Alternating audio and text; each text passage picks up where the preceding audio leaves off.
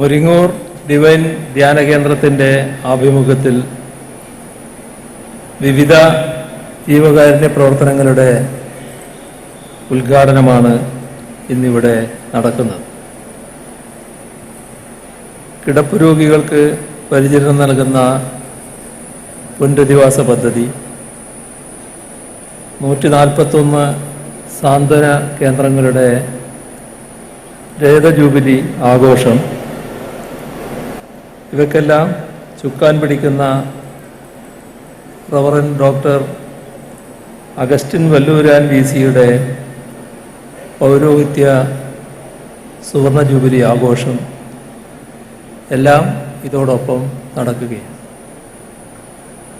റിവൈവലിസത്തിൻ്റെ ചിന്താഗതികളുമായും charismatic പ്രസ്ഥാനങ്ങളുമായുമൊക്കെ ബന്ധപ്പെട്ട് നിൽക്കുന്ന ഒരു സ്ഥാപനമായാണ് ഡിവൈൻ ധ്യാന കേന്ദ്രം പൊതുവിൽ വിലയിരുത്തപ്പെടുന്നത്. ലോകമാകെ മതോദ്ധാരണവുമായി ബന്ധപ്പെട്ട പ്രക്രിയയാണ് റിവൈവലിസത്തെ കണക്കാക്കുന്നത്.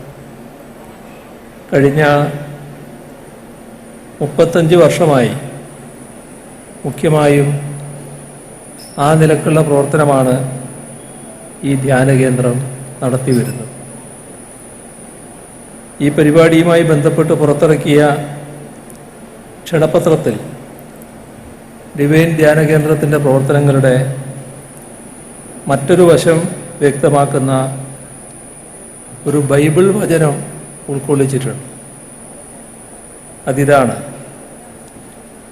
ഉദ്ധരിക്കുകയാണ് ഞാൻ: എനിക്ക് വിശന്നു, നിങ്ങൾ ഭക്ഷിപ്പാൻ തന്നു; ദാഹിച്ചു, നിങ്ങൾ കുടിപ്പാൻ തന്നു; ഞാൻ അതിഥിയായിരുന്നു, നിങ്ങൾ എന്നെ ചേർത്തുകൊണ്ടു; നഗ്നനായിരുന്നു, നിങ്ങൾ എന്നെ ഉടുപ്പിച്ചു; രോഗിയായിരുന്നു, നിങ്ങൾ എന്നെ കാണുവാൻ വന്നു; തടവിലായിരുന്നു, നിങ്ങൾ എൻ്റെ അടുക്കൽ വന്നു.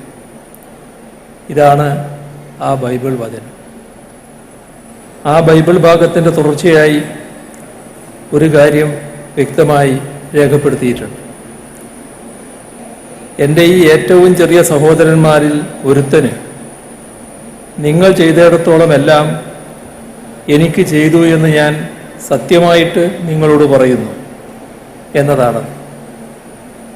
ഇവ രണ്ടും ചേർത്ത് വായിച്ചാൽ സമൂഹത്തിലെ പാർശ്വവൽക്കരിക്കപ്പെട്ടവരോടും അടിച്ചമർത്തപ്പെട്ടവരോടും എന്ത് സമീപനമാണ് സ്വീകരിക്കേണ്ടത് എന്ന് ആ ബൈബിൾ ഭാഗം വ്യക്തമാക്കുന്നുണ്ട്.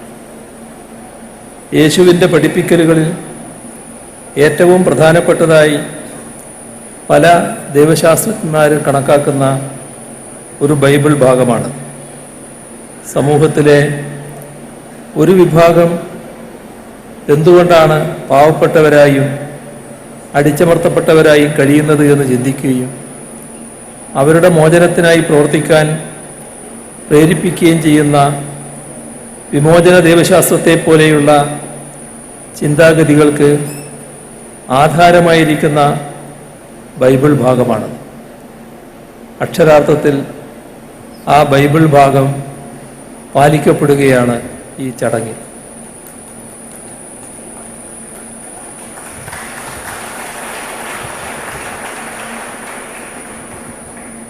പതിനാല് സാന്ത്വന കേന്ദ്രങ്ങളും 100 കിടപ്പ് രോഗികളെ പരിചരിക്കുന്ന വയോമിത്രം പുനരധിവാസ പദ്ധതിയും മറ്റും എല്ലാം ഇതിൻ്റെ ഭാഗമാണ്. അതിൻ്റെ എല്ലാം ഭാഗമാകാൻ കഴിയുന്നതിനുള്ള സന്തോഷം കൂടി രേഖപ്പെടുത്തട്ടെ.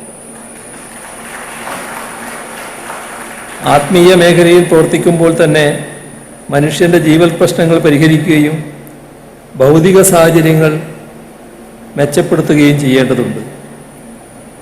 ഇതാണ് ഈ ധ്യാന കേന്ദ്രം കരുതുന്നത് എന്നാണ് കണക്കാക്കേണ്ടത്.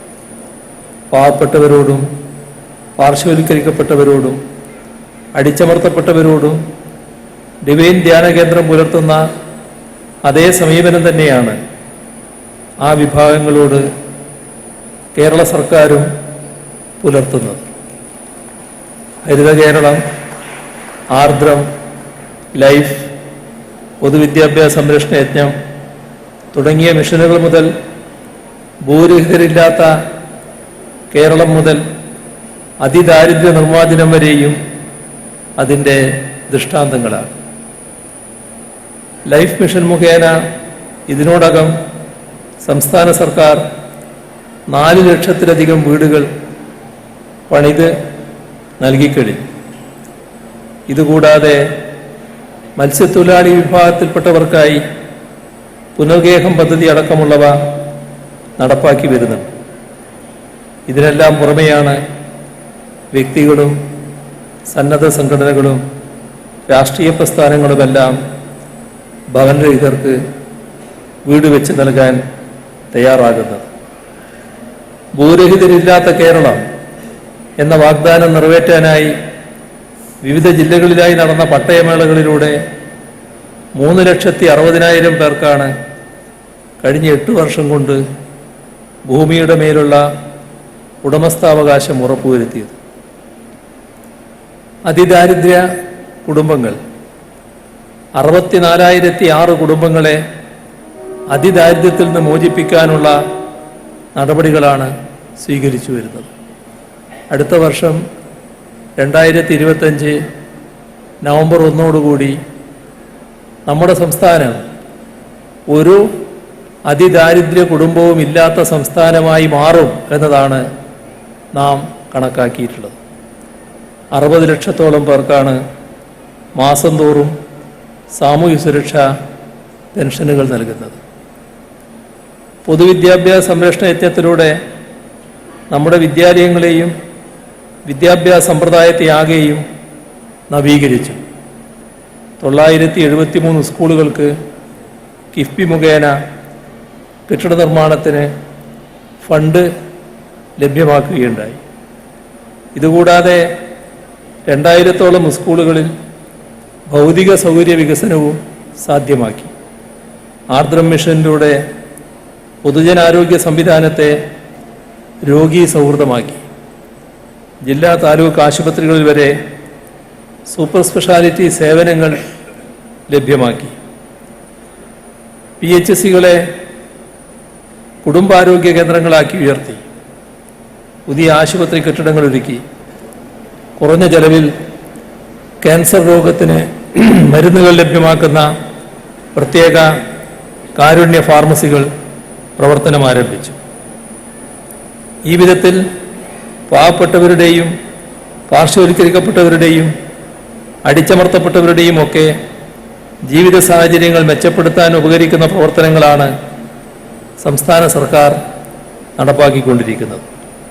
അതുകൊണ്ട് തന്നെ ഡിവൈൻ ധ്യാന കേന്ദ്രത്തിനും അതിന് പിന്നിലുള്ള വിൻസെൻഷൻ കോൺഗ്രിഗേഷനും അതിനെ ആശീർവദിക്കുന്ന കത്തോലിക്ക സഭയ്ക്കുമൊക്കെ സംസ്ഥാന സർക്കാരുമായും നല്ല രീതിയിൽ വ്യത്യസ്ത മേഖലകളിൽ സഹകരിക്കാൻ കഴിയുമെന്നതാണ് കാണേണ്ടത്. അത്തരം സഹകരണമാകട്ടെ ഇന്നത്തെ സാഹചര്യങ്ങളിൽ ഏറെ അനിവാര്യമാണ് താൻ.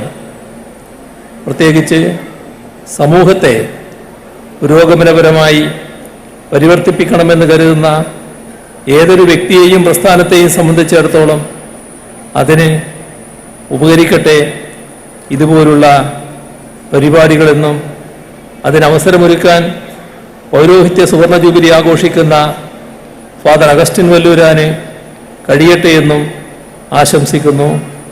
നിറഞ്ഞ സന്തോഷത്തോടെ ഈ പരിപാടിയുടെ ഔപചാരികമായ ഉദ്ഘാടനം നിർവഹിച്ചതായി അറിയിച്ചുകൊണ്ട് അവസാനിപ്പിക്കുന്നു.